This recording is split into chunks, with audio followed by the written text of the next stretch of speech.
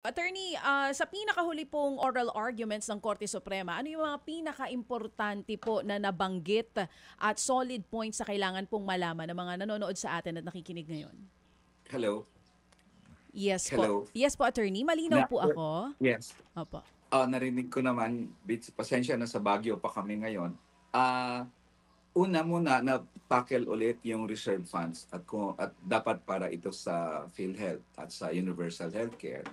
Ang pangalawang na tackle yung bakit sabi ng batas diretso sa PhilHealth, bakit dumaan sa Kongreso yung pondo at Kongreso ang nag-allocate nito.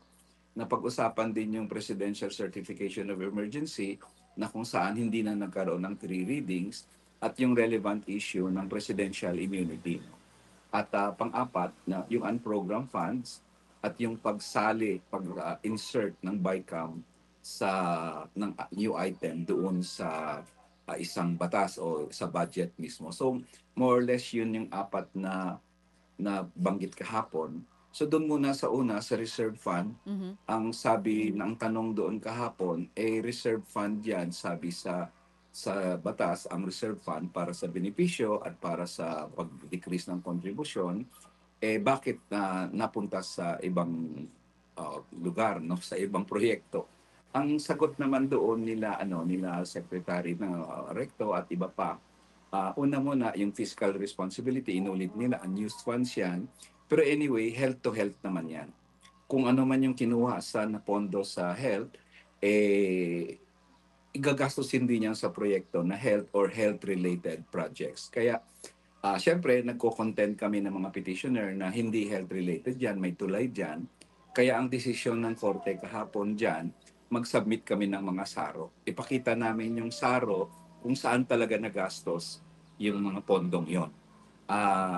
Kami, syempre, petitioners, sure kami na hindi lahat yan health-related. At ang binabanggit palagi nila ay yung allowance sa health workers, pero ayon sa budget TEDCHA, 2.3 billion ang health workers allowance. Yung ano pa lang yung kanilang sagip 225 billion eh. So grabing diferensya. Sagip meaning supports government infrastructure. So mga kalsada, mga tulay ito eh.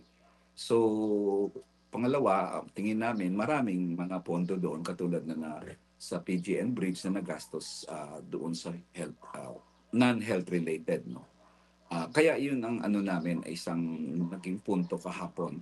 Ang problema kasi may nag-point out na isang justice, I think it was Justice Ko, Mhm. who said na ang nakalagay sa GAA, ang kukunin niyo reserve fund. Yun ang nakalagay sa GAA.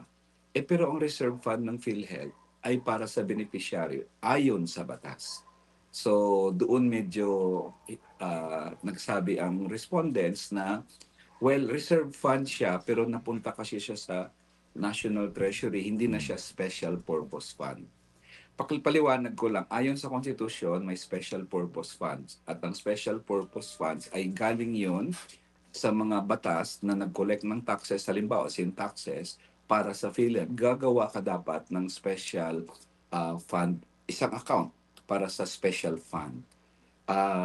Na sabi nila hindi ginawa yon, so nag-commingle na siya. Ibig sabihin, nandun na siya sa general Common fund ng fund. PhilHealth. Kaya pag common fund na yon, pwede nilang i-argue na ang kinuha namin ay yung subsidy ng Kongreso. Hindi namin kinuha yung kontribusyon ng mga miyembro. Ang ano naman, ang petitioners naman, sabi namin, hindi paano niya malaman kung kontribusyon ng miyembro yon o galing yun sa Kongreso? Nag-commingle na, di ba? Oo. So, hindi niyo pwedeng sabihin yon. Opo, oo. That's one big issue kahapon.